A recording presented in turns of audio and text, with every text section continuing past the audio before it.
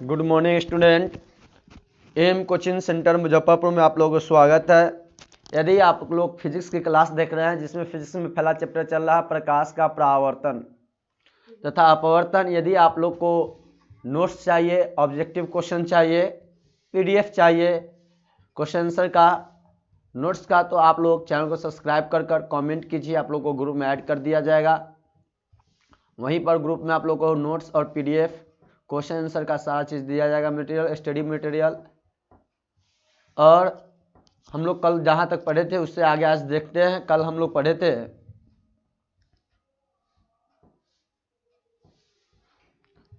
अवतल दर्पण के बारे में पढ़ रहे थे। अवतल दर्पण में छः स्थान पर जब रखेंगे, 6 स्थान पर अवतल दर्पण हो तो क्या क्या स्थिति बनेगा हम लोग बताए थे। तो देखिएगा, एक बार छोटा सा रिवीजन करते चलते हैं हम लोग। यहाँ पर सबसे पहले कल देखे थे तो केस 2 से देखे थे। केस 2 में हम लोग जब वस्तु के दर्पण के फोकस पर रखी जा सकती है, जब वस्तु किस पर, दर्पण के फोकस पर रखी जाती है तो कहाँ पे प्रतिबिंब बनेगा। तो याद रखिए कहाँ पे बनेगा, वस्तु जब फोकस पर प्रतिबिंब हो तो अनंत पे बनेगा, वास्तविक बनेगा। उल्टा वस्तु बिंब से क्या बनेगा, बहुत ही बड़ा बनता है। इस बात को आप लोग ध्यान में रखिएगा। सेकेंड कंडीशन आप लोग का था केस 3 में, जब वस्तु का दर्पण वक्ता केंद्र और फोकस के बीच रखी जाती है तो कहाँ पे बनता है, वस्तु के बिंब केंद्र और फोकस के बीच में हो तो प्रतिबिंब कहाँ बनेगा, तो केंद्र और अनंत के बीच में बनेगा। और वास्तविक बनता है, उल्टा बनता है, और क्या बनता है, वस्तु बिंब से बड़ा बनता है। कंडीशन नंबर 4 देखेंगे, जब वस्तु दर्पण के वक्ता केंद्र पर रखी जाती है। जब वस्तु के दर्पण कहाँ पर रखी जाती है, वक्ता केंद्र पर रखी जाती है तो वस्तु जो बिंब है केंद्र पर तो प्रतिबिंब होगा, पहला केंद्र पर, दूसरा वास्तविक पर, तीसरा उल्टा पे, और चौथा क्या आ जाएगा, वस्तु के बिंब के ही साइज का बनेगा। केस नंबर 5 आप लोग देखिएगा, जब वस्तु अनंत और दर्पण के वक्ता केंद्र पर रखी जाती है। जब वस्तु कहाँ पे रखा जाता है, अनंत और दर्पण के वक्ता केंद्र पर रखी जाती है तो वस्तु बिंब अनंत और केंद्र के बीच तो प्रतिबिंब बनेगा कहाँ पे, केंद्र और फोकस के बीच में, वास्तविक और उल्टा बनेगा। केस 5 में याद रखिएगा ये सब। अब केस 6 क्या था, जब वस्तु अनंत पर स्थित हो तो क्या बनेगा, वास्तविक बनेगा, उल्टा बनेगा, बहुत ही क्या बनेगा, छोटा बनेगा। यहाँ तक आप लोगों को पढ़ाया गया था। यह स्थिति है, वस्तु की स्थिति जब फोकस धूप के बीच में होगा तो प्रतिबिंब की स्थिति कहाँ पे होगा, दर्पण के पीछे। अब प्रतिबिंब की प्रकृति क्या होगा, काल्पनिक तथा सीधा। यह आप लोग को याद करना होगा, नहीं तो समझने के बाद ही, यदि समझ नहीं आया होगा, आप लोगों को कल ही बोले थे 2 बार वीडियो देखिएगा, जरूर समझ आ जाएगा आप लोगों को। फोकस और ध्रुव के बीच प्रतिबिंब का आकार वस्तु से क्या हो जाएगा, बड़ा हो जाएगा। अब फोकस पर जब वस्तु की स्थिति हो तो प्रतिबिंब की स्थिति कहाँ पे होगा, अनंत पे होगा, और प्रतिबिंब की प्रकृति क्या होगा, वास्तविक और उल्टा होगा। और प्रतिबिंब का आकार क्या हो जाएगा, वस्तु से बहुत ही बड़ा। फोकस और वक्ता केंद्र के बीच में वक्ता केंद्र और अंत पे बनेगा प्रतिबिंब। जब फोकस और वक्ता केंद्र के बीच वस्तु की स्थिति हो तो प्रतिबिंब की स्थिति वक्ता केंद्र और कहाँ पे होगा, अनंत पे होगा। आप लोग का अभी रिवीजन चल रहा है, इसके बाद आगे पढ़ाया जाएगा 1 मिनट के बाद। प्रतिबिंब की प्रकृति कहाँ पे हो जाएगी, वास्तविक और उल्टा।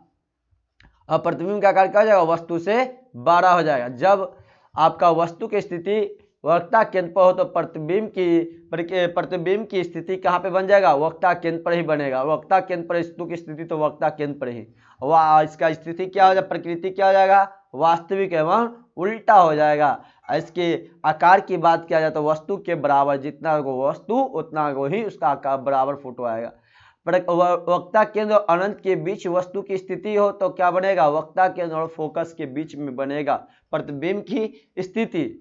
और प्रतिबिंब की प्रकृति की चर्चा किया जाए तो वास्तविक और क्या होगा, उल्टा होगा। वास्तविक और क्या होगा, उल्टा होगा। इस बात को आप लोग ध्यान में रखिएगा। इसके बाद हम लोग चर्चा करें इससे आगे। तो आप देखिएगा, अनंत पर जब रहे पर वस्तु की स्थिति तक कहाँ पे बनेगा, प्रतिबिंब की स्थिति सब बता, फोकस पे होगा, वास्तविक और क्या हो जाएगा, उल्टा, वस्तु से क्या हो जाएगा, बहुत ही छोटा हो जाएगा।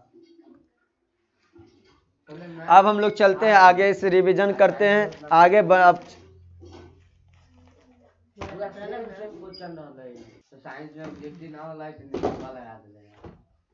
उत्तल दर्पण द्वारा उत्तल दर्पण द्वारा हम लोग देखेंगे, किस दर्पण के द्वारा? उत्तल के दर्पण द्वारा, उत्तल दर्पण द्वारा विभिन्न प्रकार का, विभिन्न प्रकार का, विभिन्न प्रकार के प्रतिबिंब, प्रतिबिंब का निर्माण, का निर्माण, निर्माण,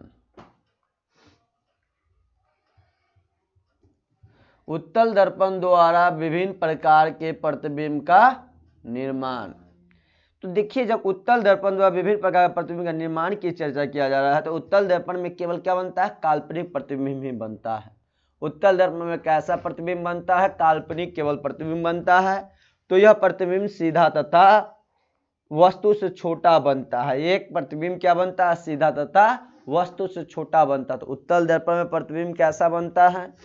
तो उत्तल दर्पण में केवल प्रतिबिंब आपका काल्पनिक प्रतिबिंब बनता है, वस्तु से सीधा तथा छोटा बनता है। क्या बनता है? छोटा बनता है, छोटा बनता है। ये आप लोग को बात पता होगा। इसके बाद चर्चा की जाती है, तो आप लोग देखिएगा। इसके बाद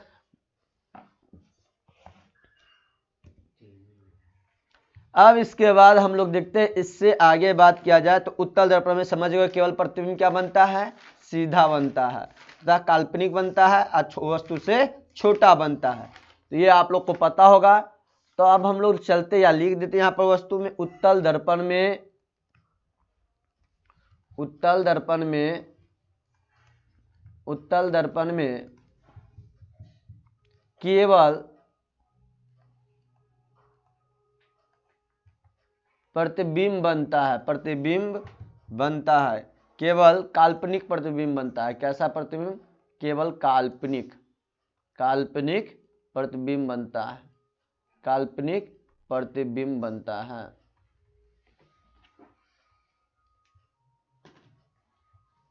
प्रतिबिंब ही बनता है।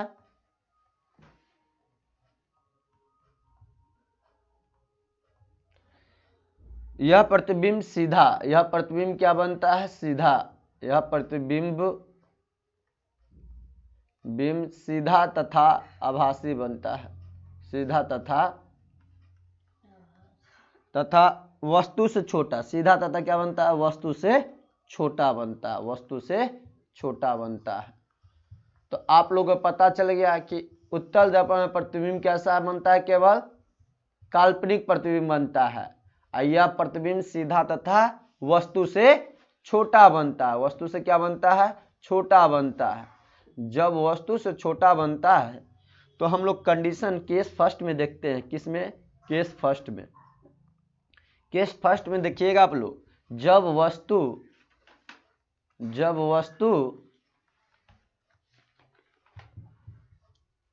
अनंत पर स्थित हो। कहां पर स्थित हो? अनंत पर स्थित हो, अनंत पर स्थित हो, अनंत पर स्थित हो। जब वस्तु अनंत पर स्थित हो, किस पर स्थित हो? अनंत पर स्थित हो, तो कैसा प्रतिबिंब बनेगा? इसकी चर्चा हम लोग करते हैं। तो देखिए, और हम लोग उत्तल दर्पण बनाएंगे। जब उत्तल दर्पण बनाएंगे तो कैसा इधर से बनेगा उत्तल दर्पण? उत्तल दर्पण किधर से बनता है? इस साइड से। उत्तल दर्पण इस साइड से। इस बात को ध्यान में रखिएगा आप लोग। उत्तल दर्पण बन रहा है। कैसा दर्पण है? उत्तल दर्पण। जब उत्तल दर्पण यहाँ से बन रहा है तो यहाँ से 3 लाइन खींचेंगे। एगो बीच वाला पॉइंट को ध्रुव यहाँ पे एक हो जाएगा, एक नीचे से हो जाएगा, हो गया यहाँ पे। इसे हम पी पॉइंट कहते हैं, ध्रुव कहेंगे। इसे क्या कहेंगे? ध्रुव कहते हैं। अब देखिए यहाँ पर, अब इसके बाद चर्चा किया जाए तो अब यहाँ से हम लोग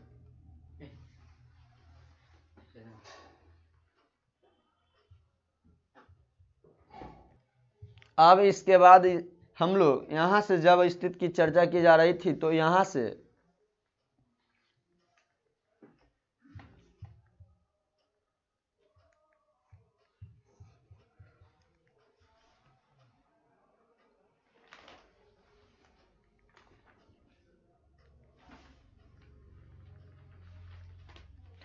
अब देखिए यहाँ पर सबसे पहले जब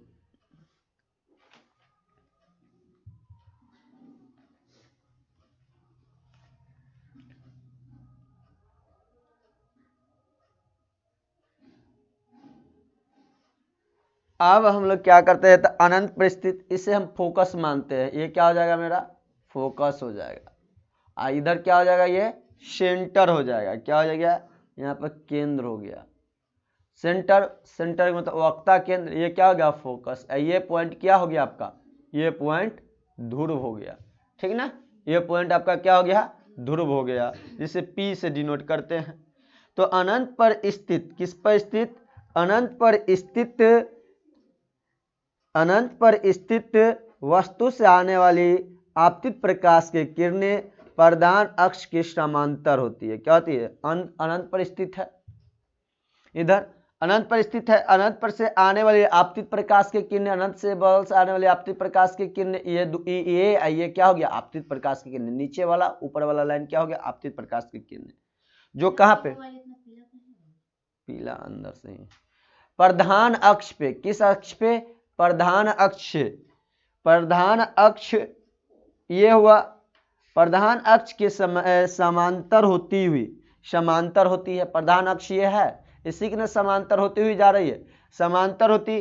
अब परावर्तन के बाद सभी, देखिए यहां से परावर्तन हुआ, यहां से भी परावर्तन हुआ, और कहां पर जाके मिल गया, इस पॉइंट फोकस पर बनता है। प्रतिबिंब कहां पर बनता है, और कहां पे, परावर्तन के बाद सभी किरणें दर्पण फोकस से अस्पृत होती हुई मालूम पड़ती है। कहां पे, फोकस पर अस्पृत, अपसृत होती हुई मालूम पड़ती है। यह वस्तु का प्रतिबिंब फोकस पर बनता है। वस्तु का प्रतिबिंब कहां बन रहा है, ये फोकस पर बनता है। यह प्रतिबिंब काल्पनिक सीधा वस्तु से बहुत ही छोटा बनता है। तो प्रतिबिंब कहां बना, फोकस पर बना। कहां बना, फोकस पर। क्या, किस पर बना, फोकस पर। अब दूसरा क्या बनेगा, इसमें काल्पनिक बनता है। आप लोग को पता है इसमें प्रतिबिंब कैसा बनेगा, काल्पनिक सीधा और वस्तु से छोटा। तो काल्पनिक बना, क्या बना, काल्पनिक बना। और तीसरा क्या बना, काल्पनिक तथा सीधा बना। और तीसरा वस्तु से छोटा बना। तीसरा क्या बना, वस्तु से छोटा, वस्तु से छोटा बना, वस्तु से छोटा बना।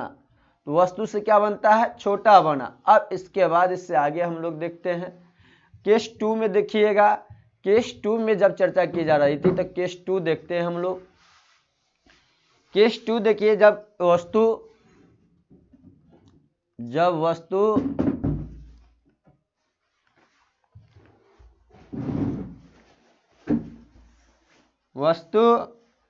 अनंत और ध्रुव के बीच स्थित हो, अनंत और ध्रुव के बीच स्थित हो, अनंत और ध्रुव के बीच स्थित हो, ध्रुव के बीच स्थित हो, के बीच स्थित हो, बीच स्थित हो। जब वस्तु ध्रुव और अनंत के बीच स्थित हो, तब देखिए क्या होगा, कैसे प्रतिबिंब बनेगा, हम लोग देखते हैं। तो सबसे पहले हम लोग एक और उत्तल दर्पण खींचेंगे, उत्तल दर्पण बनाएंगे। जब उत्तल दर्पण हम लोग बना रहे हैं, तो उत्तल दर्पण इस साइड से बनता है, उत्तल दर्पण बना, उत्तल दर्पण बन गया। 3 लाइन को यहाँ पे एक पीछे में क्या करेंगे, ध्रुव को खींचेंगे। ये ध्रुव हो गया मेरा। चलिए,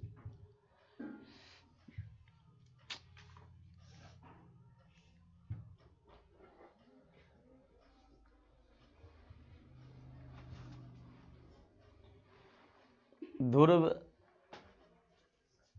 तो यहाँ पर आप लोग देखिएगा, सबसे पहले यहाँ पर P हो जाएगा, पॉइंट हो गया, ध्रुव हो गया। ये क्या हुआ, ध्रुव। सभी को पता है ध्रुव के बारे में, रोज हम ध्रुव के बारे में पर। अब इसके बाद क्या करते हैं, यहाँ से आपको एक किरण आपतित होती हुई,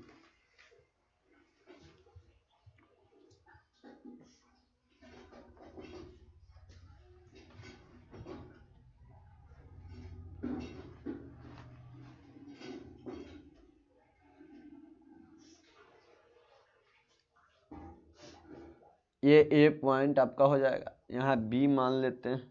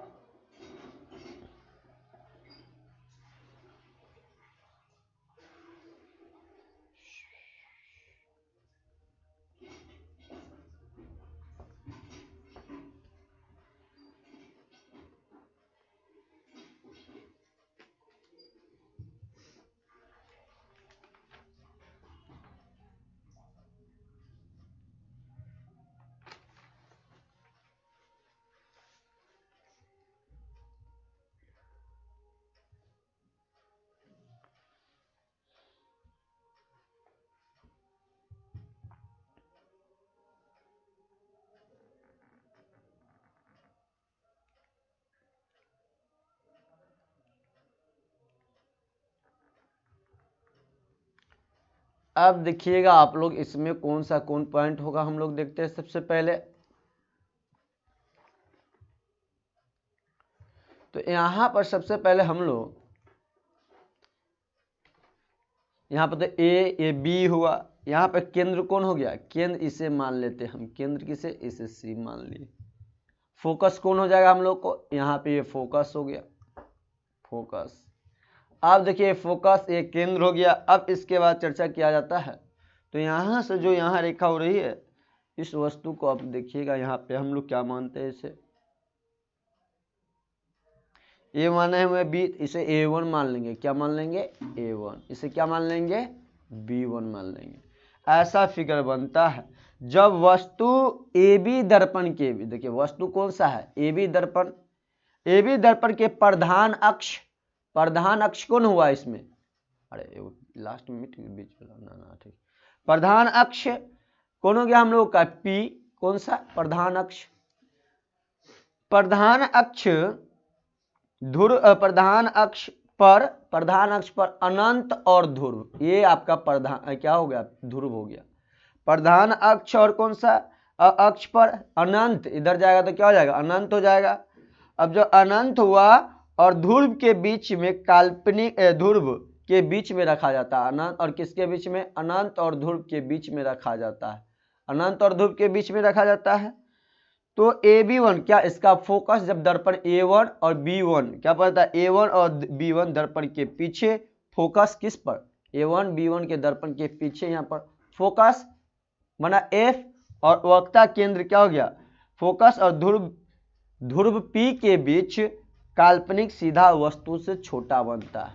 तो इसमें क्या बनता है, उत्तल दर्पण में हम जानते हैं कि सभी में क्या बनता है, काल्पनिक बनता है। कुछ भी कंडीशन रहे, कोई भी केस रहे, उससे मतलब नहीं, काल्पनिक बनेगा और वस्तु सीधा बनेगा, वस्तु से छोटा बनता है। लेकिन हमें क्या रहे, किसके बीच में बन जाएगा यहाँ पर, तो फोकस ध्रुव के बीच बनेगा। कहाँ पे बनेगा, फोकस बना, यहाँ ध्रुव है, यहाँ पे फोकस हुआ, ये क्या है, ये ध्रुव है, ये क्या फोकस, इसके बीच में बन रहा है।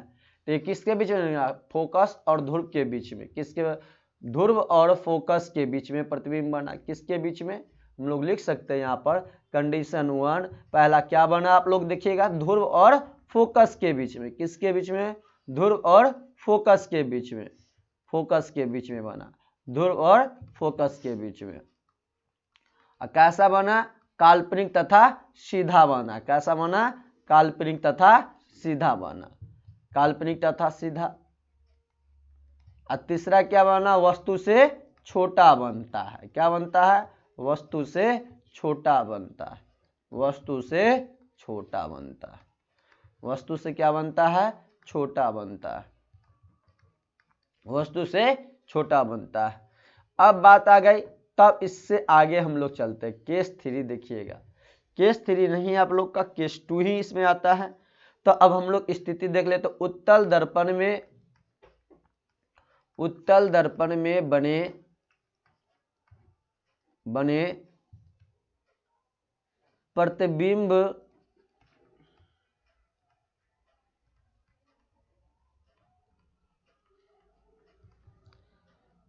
की स्थिति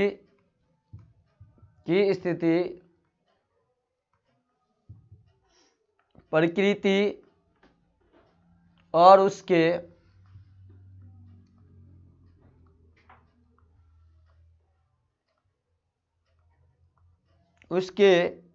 आकार ठीक है ना, सारणी में हम लोग देखते हैं क्या होगा। यही जो 2 चीज पढ़े अभी, उसी को हम आपको एक सारणी टेबल रूप में बनाकर याद करने के लिए अच्छा ढंग से याद कर सकते हैं आप लोग चाहेंगे तो, नहीं तो समझ आने में ही फायदा है, क्योंकि याद करने से छुटकारा आप लोग को मिल जाएगा। तो वस्तु के क्या हो जाएगा, पहले स्थिति लिखेंगे, क्या लिखेंगे, वस्तु कहाँ पे है, वस्तु की स्थिति। यदि आप 2 पॉइंट को समझ गए होंगे तो इस चार्ट का आपका कोई काम नहीं। यदि आप उसे नहीं समझ पाए तो इसे रट लीजिएगा। रटने से छुटकारा पाना चाहते तो उसे 2 बार 3 बार वीडियो को देखिए, जरूर उस समझ आ जाएगा आप लोगों को। वस्तु की स्थिति, उसके बाद क्या देखेंगे, प्रतिबिंब की, क्या देखना, प्रतिबिंब की स्थिति, किसका स्थिति, प्रतिबिंब का स्थिति, प्रतिबिंब की स्थिति।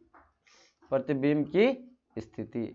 अब प्रतिबिंब की स्थिति के बाद क्या देखेंगे, प्रतिबिंब की प्रकृति। क्या, प्रतिबिंब की प्रकृति, प्रतिबिंब की प्रकृति, प्रतिबिंब की प्रकृति, प्रकृति, प्रकृति। चौथा क्या देखेंगे, प्रतिबिंब का आकार। चौथा क्या देखेंगे, प्रतिबिंब का आकार, का आकार, आकार, प्रतिबिंब का आकार। देखिए जब यहाँ पे है तो सबसे पहला कंडीशन हम लोगों को क्या बन रहा था, अनंत पर था। कहाँ पे था, जब उत्तल दर्पण की स्थिति, वस्तु का स्थिति कहाँ पे हो, अनंत पर हो। जब अनंत पर होगा तो ये कहाँ पर इसका प्रतिबिंब का स्थिति बनेगा, फोकस पर बनता है। कहाँ पे बनता है, फोकस पर। कहाँ पे, फोकस पे, फोकस पर बनता है। और जब फोकस पे बनता है तो फोकस पर जब बनता है तो अब देखिए काल्पनिक तथा सीधा बनेगा। काल्पनिक तथा सीधा, क्या बनता है, काल्पनिक तथा सीधा।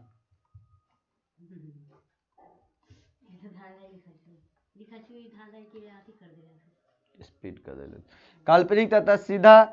अब वस्तु से क्या बनता है, बहुत ही छोटा बनता है, वस्तु से बहुत ही छोटा।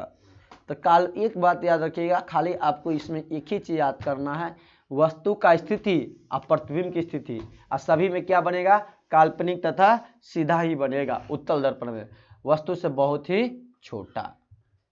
अब देखिए दूसरा कंडीशन में क्या था केस में, जब वस्तु की स्थिति अनंत और ध्रुव के बीच हो। कहाँ पे हो, अनंत और ध्रुव के बीच में,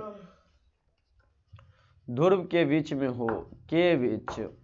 जब अनंत और ध्रुव के बीच हो तो इसका कंडीशन क्या बनेगा, ध्रुव और फोकस पे बनता है। कहाँ बनता है, ध्रुव और फोकस पर, ध्रुव और फोकस पर। कहाँ पे, ध्रुव और फोकस पर, ध्रुव और फोकस के बीच दर्पण, के बीच दर्पण के पीछे, दर्पण के पीछे, दर्पण के पीछे बनता है, दर्पण के पीछे। अब जब बनेगा तो इसका स्थिति क्या होगा, काल्पनिक तथा क्या होता है, सीधा ही होगा। काल्पनिक तथा सीधा क्या होता है, काल्पनिक तथा सीधा होगा। और काल्पनिक तथा सीधा अंतिम क्या होगा, वस्तु से छोटा ही होगा। वस्तु से क्या होता है, छोटा होता है। यही बात आप लोग को ध्यान में रखना है। यही दो कंडीशन है उत्तल दर्पण में। अब हम लोग चलते हैं इसके बाद, अब इसके बाद हम लोग देखेंगे अवतल दर्पण का उपयोग को देखते हैं। अवतल दर्पण का उपयोग,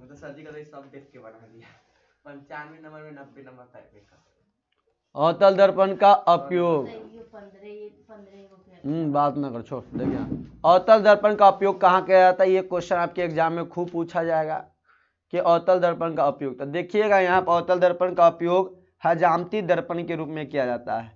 हजाम अपने दर्पण में प्रयोग, हजामती दर्पण में। कहाँ कहाँ अवतल दर्पण का उपयोग, हजाम करता है, हजमाती, हजमाती दर्पण के रूप में। हजाम क्या करते हैं, अवतल दर्पण का उपयोग करते हैं, कथी में, हजमाती दर्पण के रूप में किया जाता है।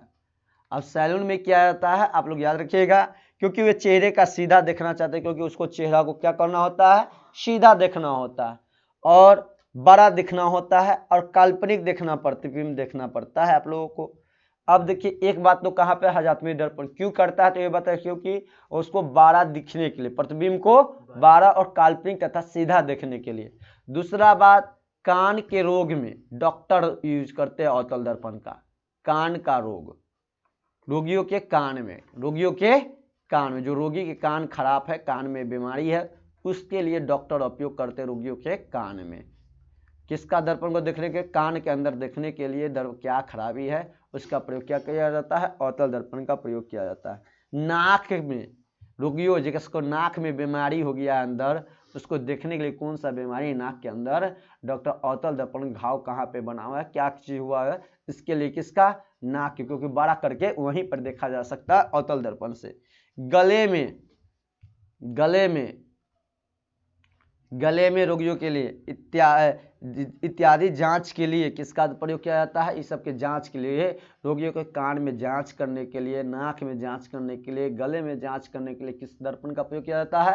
अवतल दर्पण का उपयोग किया जाता है। और बड़े अवतल दर्पण का उपयोग सोलर कुकर में भी किया जाता है।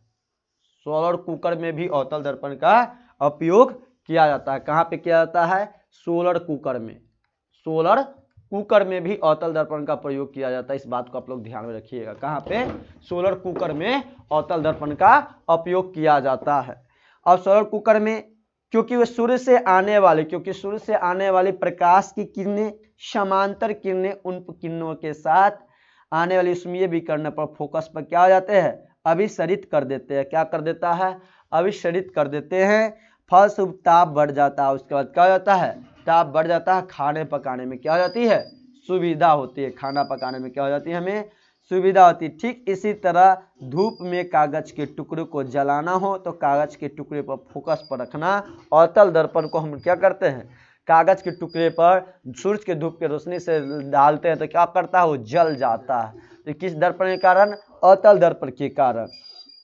अवतल दर्पण का उपयोग आपको सर्च लाइट में भी किया जाता है। क्या किया जाता है? लेंस की कैसे अवतल दर्पण मुझे देखे वाला हो जे है।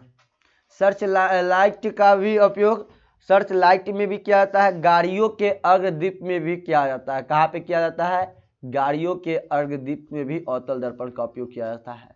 गाड़ियों के अग्रदीप में। कहाँ पे? अग्रदीपों में। अग्रदीपों में भी किसका प्रयोग किया जाता है? अवतल दर्पण का प्रयोग किया जाता है। 6 नंबर आप लोग याद रखिएगा। कहाँ पे? तो टॉर्च में। कहाँ पे? टॉर्च में भी किया जाता है अवतल दर्पण का उपयोग। टेबल लैंप में भी किसका प्रयोग किया जाता है? टेबल लैंप में अवतल दर्पण का उपयोग किया जाता है। टेबल लैंप में। कहाँ कहाँ पे आपको याद रखना चाहिए?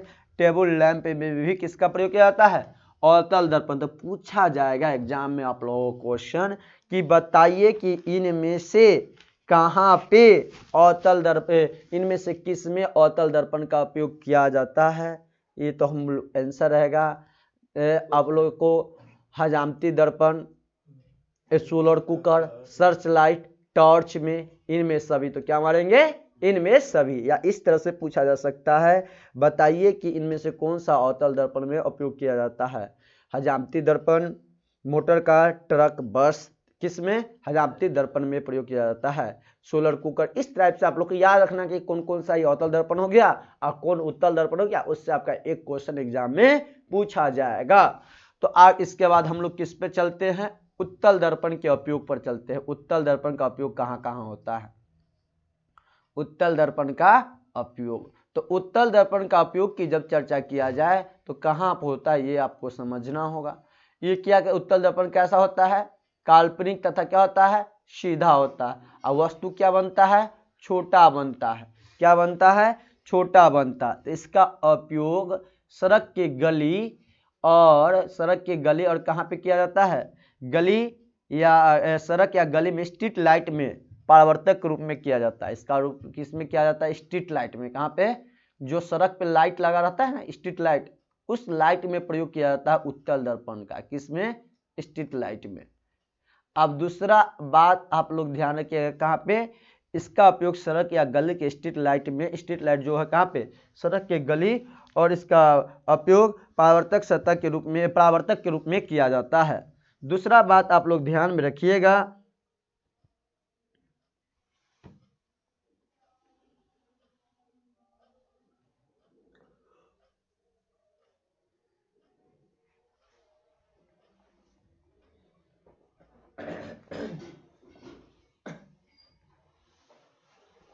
दूसरा बात आप लोग याद रखिएगा कि इसका उपयोग मोटर कार में किया जाता है। कहाँ पे किया जाता है? मोटर कार में। कहाँ पे? मोटर कार में। जो मोटर कार की मतलब समझ रहे हैं? 4 चक्का जो गाड़ी हुआ उसमें किया जाता है मोटर कार के में। तीसरा ट्रक में किया जाता है। कहाँ पे किया जाता है? ट्रक में भी किया जाता है उत्तल दर्पण का प्रयोग। मोटर कार, ट्रक, और किसमें? तो बस में भी किया जाता है। किस रूप में किया जाता है? तो साइड मिरर के रूप में। किस रूप में? ये तीनों साइड मिरर के रूप में प्रयोग किया जाता है। किसके? यानी पीछे के आदमी को देखने के लिए साइड मिरर के रूप में देखिएगा, आगे हेडलाइट के रूप में प्रयोग किया जाता है ना, ऐना रहता है दो गाड़ी सब में, तो उसे साइड मिरर छोटा दिखता है उसमें, बड़े गाड़ी को वहाँ पे बहुत बड़ा बड़ा ट्रक पीछे से आ रहा है, कोई गाड़ी आ रही है तो उसमें क्या होता है, छोटा छोटा दिखाई देता है। तो साइड मिरर के रूप में मोटर कार, ट्रक और बस में उत्तल दर्पण का उपयोग किया जाता है। पूछा जा सकता है साइड मिरर के रूप में कौन सा दर्पण का उपयोग किया जाता है, तो अवतल दर्पण का। कौन सा दर्पण का, अवतल दर्पण का, या उत्तल दर्पण का, सॉरी उत्तल दर्पण। साइड मिरर के रूप में किसका उपयोग किया जाता है, साइड मिरर में उत्तल दर्पण का उपयोग किया जाता है। अब तो किया जाता है, अब परिचालक निम्नलिखित उत्तल दर्पण का उपयोग पृष्ठदर्शी दर्पण के रूप में भी करता है। किसी वस्तु का हमेशा क्या बनता है उत्तल दर्पण में, प्रतिबिंब सीधा बनता है। किसी वस्तु का प्रतिबिंब अवतल दर्पण में हमेशा क्या बनता है, तो सीधा बनता है। क्या बनता है, सीधा बनता है। और चूंकि वस्तु की तुलना में प्रतिबिंब बहुत ही छोटा बनता है, वस्तु की तुलना में प्रतिबिंब क्या करता है, उत्तल दर्पण में बहुत ही छोटा बनता है, इसलिए यह प्रतिबिंब विस्तृत, यह प्रतिबिंब क्या होता है, विस्तृत दृष्टि क्षेत्र बनाता है। अब इसके बाद आप लोग का आज का दर्पण चैप्टर खत्म हुआ, दर्पण टॉपिक। अब हम लोग चलते हैं, आप लोग के लिए कुछ क्वेश्चन लिखाते जो आप लोग घर से बनाकर लाइएगा एग्जाम। तो पहला नंबर क्वेश्चन है, बनाइएगा, सारा क्वेश्चन आप लोग का बन जाएगा। निम्नलिखित पदों को परिभाषित करें, निम्न पदों को परिभाषित करें, यानी सभी को क्या लिखना है, परिभाषा को हमको लिखना है। निम्न पदों को परिभाषित करें, परिभाषित करें, बनाइएगा। यही से एग्जाम में क्वेश्चन आता है, कुछ बाहर से आप लोगों का क्वेश्चन रहेगा। निम्न पदों को परिभाषित करें। पहला क्वेश्चन आप लोग का देखिएगा क्या है, गोलीय दर्पण है। पहला क्वेश्चन क्या है, गोलीय दर्पण का। दूसरा क्वेश्चन गोलीय दर्पण का परिभाषा लिख देना है। दूसरा क्वेश्चन आपका क्या है, अवतल दर्पण का परिभाषा लिख देना है। अवतल दर्पण का किसका परिभाषा लिखना है, अवतल दर्पण का। तीसरा आप लोग ध्यान में रखिएगा, क्या लिखिएगा, उत्तल दर्पण का परिभाषा। किस दर्पण का परिभाषा, उत्तल दर्पण का परिभाषा लिखिएगा। अब बात आ जाती है 2 नंबर क्वेश्चन। 2 नंबर क्वेश्चन में आप लोग लिख लीजिए, स्वच्छ किरण खींचकर फोटो बनाकर आप लोग को बताना। किरण के मतलब फोटो, ठीक ना। स्वच्छ किरण खींचकर गोलीय दर्पण के, किसका, गोलीय दर्पण के, गोलीय दर्पण, गोलीय दर्पण से संबंध, जो भी गोलीय दर्पण से संबंधित है, संबंध निम्नलिखित पदों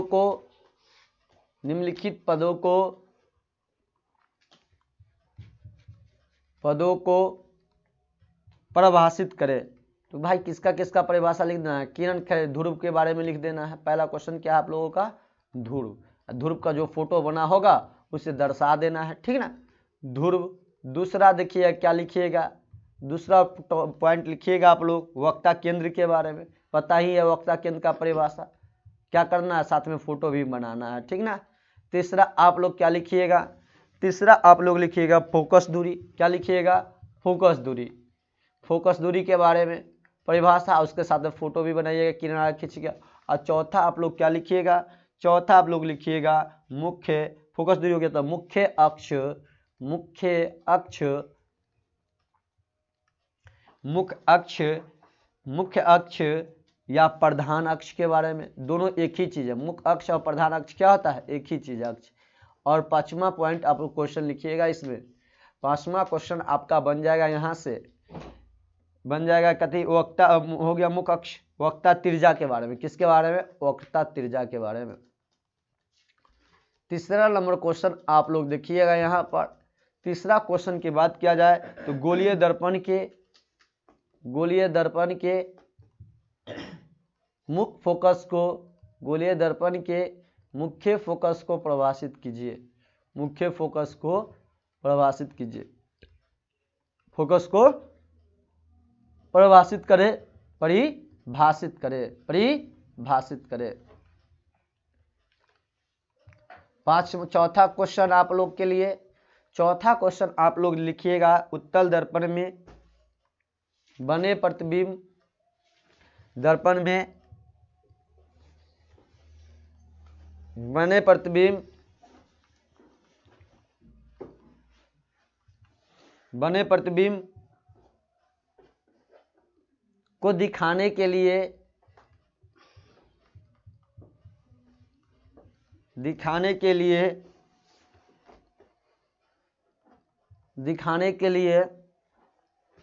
स्वच्छ किरण आरेख खींचे, स्वच्छ किरण आरेख खींचे, किरण आरेख खींचे, स्वच्छ किरण आरेख खींचे,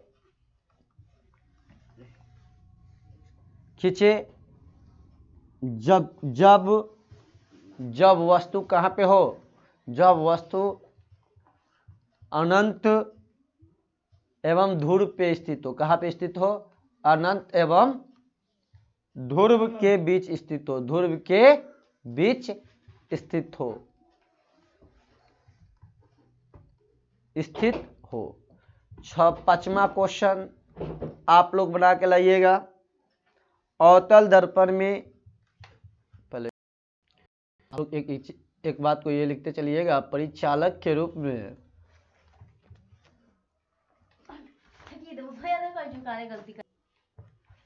परिचालक निम्नलिखित कारणों से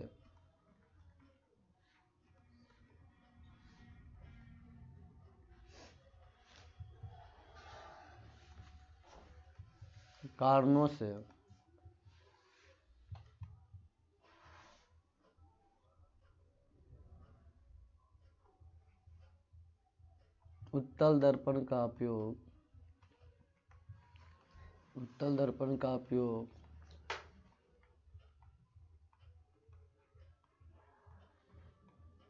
उपयोग पृष्ठदर्शी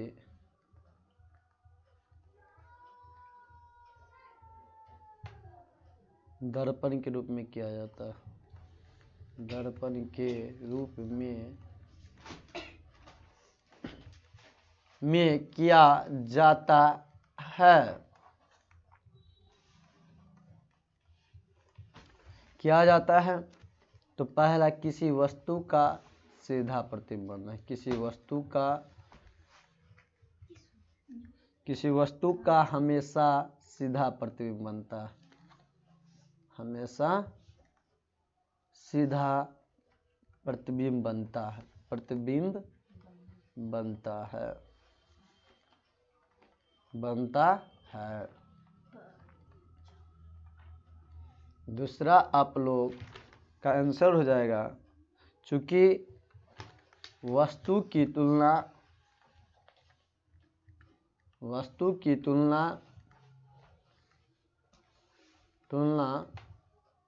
में प्रतिबिंब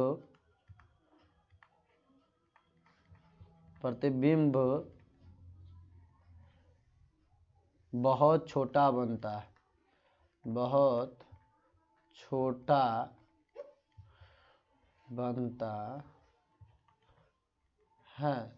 छोटा बनता है, इसलिए यह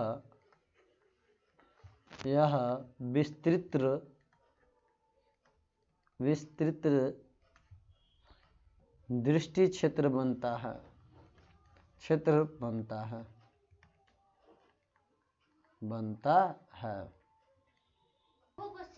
हाँ सब क्वेश्चन है।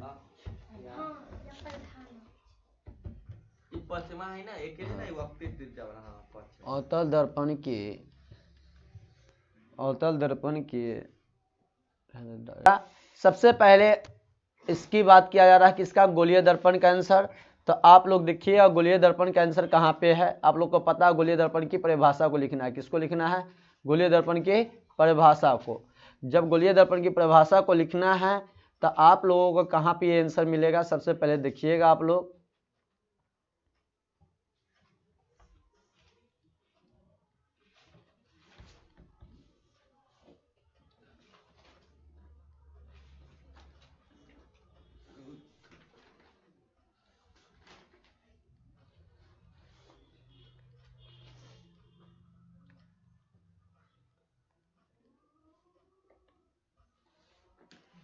बहुत लंबा चल जाता है।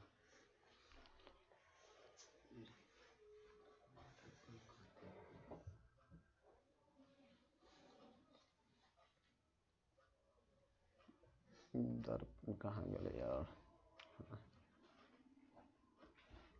हाँ तो गए दर्पण, ये होता है, ये में होता है, नहीं यहाँ होना चाहिए। यही बात को आप लोग लिखिएगा, गोलीय दर्पण क्या है, यहाँ से लेकर यहाँ तक लिख दीजिएगा, आप लोग का आंसर हो जाएगा। पहला को देखिएगा, गोलीय दर्पण यहाँ से यहाँ तक, गोलीय दर्पण क्या है, पेज का लिएगा, परिभाषित कीजिए, तो यहाँ से लेकर गोलीय दर्पण लिखिएगा। जिस दर्पण की परावर्तक सतह, गोलीय दर्पण की परिभाषा को लिखना था, तो जिस दर्पण की परावर्तक सतह किसी खोखले गोले का एक भाग हो, वह गोलीय दर्पण कहलाता है। ठीक ना, आप लोग का आंसर हो गया। दूसरा अवतल दर्पण, उत्तल दर्पण। तो अवतल दर्पण, उत्तल दर्पण देखिए भाई, अवतल दर्पण यहाँ पे हो गया, तो लिखिएगा जिस दर्पण की परावर्तक सतह धसी अर्थात केंद्र की ओर होती है उसे अवतल दर्पण कहते हैं। ठीक ना, ये आंसर हो गया। हाँ, नोट वाला नहीं लिखेंगे। जिस दर्पण की परावर्तक सतह, जिस दर्पण की परावर्तक सतह उभरी हुई रहती है अर्थात केंद्र की विपरीत दिशा में रहती है उसे उत्तल दर्पण कहते हैं। ये क्वेश्चन आपका हो गया 1 नंबर कंप्लीट। दूसरा देखिए आप लोगों का क्वेश्चन क्या था, दूसरा नंबर क्वेश्चन था स्वच्छ किरण को खींचकर गोलीय दर्पण से संबंध निम्नलिखित पदों को परिभाषित करे। तो ध्रुव के बारे में लिखना है। किसके बारे में, ध्रुव के बारे में। तो देखिए यहाँ पर ध्रुव के वक्ता केंद्र हो गया, यहाँ पर देखिए वक्ता केंद्र है, तो वक्ता केंद्र के बारे में लिख दीजिएगा। वक्ता केंद्र कहाँ पे होता है, तो फोटो बनाकर दर्शा दीजिएगा। अब इस जैसे यहाँ पे वक्ता केंद्र है, ये वाला फोटो दर्शा दीजिएगा बना के। ठीक ना, ये पर दर्शाना था वक्ता केंद्र का, तो एक फोटो बनाइएगा दर्पण का, किसी का भी उत्तल बनाइएगा अवतल बनाकर। हाँ, वक्ता एक फोटो ये ध्रुव दर्शा दीजिएगा। दूसरा क्वेश्चन क्या है, वक्ता केंद्र कहाँ पे, दोनों में से कोई एक फोटो बनाइएगा जिसमें से वक्ता केंद्र का, तो ध्रुव कह रहा था ध्रुव को दर्शाइएगा फोटो, और जब केंद्र खाली पूछेगा तो केंद्र का पूछिएगा। ठीक है, एक ऐसा ही फिगर बनाइएगा जिसमें आप लोग वक्ता पूछे, वक्ता ध्रुव हो गया, और ध्रुव के बाद क्या था आप लोगों का, वक्ता केंद्र, मुख अक्ष हो गया, मुख अक्ष वक्ता, एक खाली दर्पण का द्वारक इसमें छोड़ दीजिएगा। यहाँ पर देखिए वक्ता केंद्र के बारे में लिख दीजिएगा। वक्ता केंद्र के बाद आप लोग क्या लिखिएगा, ये छोड़ दीजिएगा। इसके बाद क्या लिखिए, वक्ता त्रिज्या को लिख दीजिएगा। वक्ता त्रिज्या के बाद आप लोग इसमें किसका, इसके बाद हो गया यहाँ पे। अब फोटो की चर्चा की है तो इसमें से एक फोटो कोई बना दीजिएगा जिसमें एक में ध्रुव वाला में सिर्फ ध्रुव को दर्शाइएगा और वक्ता केंद्र वाला में सिर्फ वक्ता केंद्र को दर्शाइएगा। इसी तरह से दर्शाना। अब हम लोग चलते हैं इससे आगे, बात किया जाए तो क्वेश्चन नंबर 3 देखिए, उत्तल दर्पण द्वारा बने प्रतिबिंब की, जो आज हम लोग पढ़े हैं उत्तल दर्पण, उसकी चर्चा किया जा रहा है। तो उत्तल दर्पण में हम लोग चलते हैं। 3 में गोलीय दर्पण के मुख्य फोकस को परिभाषित कीजिए। तो कहाँ चले 3 में गोलीय दर्पण के मुख्य फोकस को परिभाषित करें। तो 3 नंबर क्वेश्चन देखिए, गोलीय दर्पण के मुख्य फोकस, तो कौन हो जाएगा गोलीय दर्पण का मुख्य फोकस, यही है मुख्य अक्ष। यहाँ पे हो गया वक्ता केंद्र, यहाँ पर देखिए मुख्य अक्ष, यहाँ पर इसके बाद इसमें देखते हैं मुख्य फोकस। यहाँ पे ये इसी को लिख देंगे हम लोग, यहाँ से यहाँ तक अवतल दर्पण मुख्य अक्ष के समांतर निकट अपतित। हाँ, मुख्य फोकस के बारे में लिख देंगे, हो जाएगा हम लोग का। ध्रुव और वक्ता ये ना नहीं, मुख्य फोकस वाला लिखना है, फोकस वाला मुख्य, गोल फोकस वाला में फोकस, अक्ष वाला लिखना है 2 में, 3 में लिखना है मुख्य फोकस, 3 में मुख्य फोकस लिखना है हम लोगों का। ठीक ना, हो गया 4 नंबर क्वेश्चन। अब 4 नंबर क्वेश्चन में अवतल दर्पण उत्तल दर्पण की चर्चा की जा रही है। तो 4 नंबर में देखिएगा अवतल दर्पण और किसका चर्चा, और 4 नंबर क्वेश्चन उत्तल दर्पण में बने प्रतिबिंब का। तो उत्तल दर्पण में बने प्रतिबिंब का केस 2, ये कौन सा दर्पण, हाँ यहाँ पर देखिएगा हम लोग कौन आंसर लिखेंगे 4 का, उत्तल दर्पण में बने प्रतिबिंब को दिखाने के लिए वह अनंत और किसके बीच में स्थित हो, जब वस्तु अनंत पर स्थित हो, अनंत और क्या कहता है ध्रुव के बीच में। ये वाला पूरा केस बना दीजिएगा, आप लोग का सही हो जाएगा 4 नंबर में। 4 नंबर में ये लिखना है आप लोगों को, 4 नंबर में ये, हाँ केस 2 उत्तल दर्पण वाला केस 2 पूरा लिख दे भाई, पूरा फिगर के साथ। 4 नंबर क्वेश्चन में फिगर के साथ ये क्वेश्चन आप लोगों को लिखना है आंसर, इस बात को ध्यान रखिए। अब आइए आप लोग, इसके बाद हम लोग चलते हैं इससे आगे। अवतल दर्पण में वस्तु किस स्थिति में काल्पनिक एवं बड़ा प्रतिबिंब बनता है, ये ना क्वेश्चन। अवतल दर्पण में वक्ता केंद्र को वस्तु को रखा जाए। अब देखिए अवतल दर्पण में अब हम लोग केस चलते किस में हो जाएगा, केस 6 है। जब वस्तु को अनंत के बाद में करा, कहाँ पे करा, अवतल दर्पण वक्ता केंद्र पर, वक्ता केंद्र पर वस्तु को रखा जाए। केस 3 4 देखा, जब वस्तु दर्पण वक्ता केंद्र पर रखा जाए,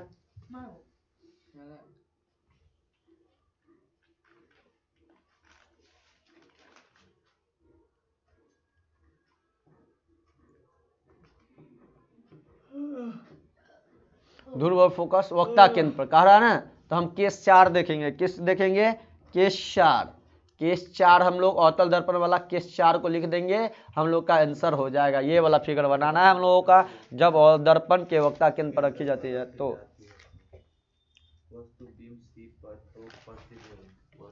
इस 5 के आंसर आप लोगों का केस 4 हो जाएगा। इस बात को ध्यान रखिएगा। और वीडियो अच्छा लगा होगा तो चैनल को सब्सक्राइब कीजिएगा। नेक्स्ट वीडियो आप लोगों को कल मिलेगा फिर। नोट्स के लिए आप लोग जरूर मैसेज कीजिएगा, आप लोग को ग्रुप में ऐड कर दिया जाएगा, उसके बाद ही नोट्स मिल पाएगा।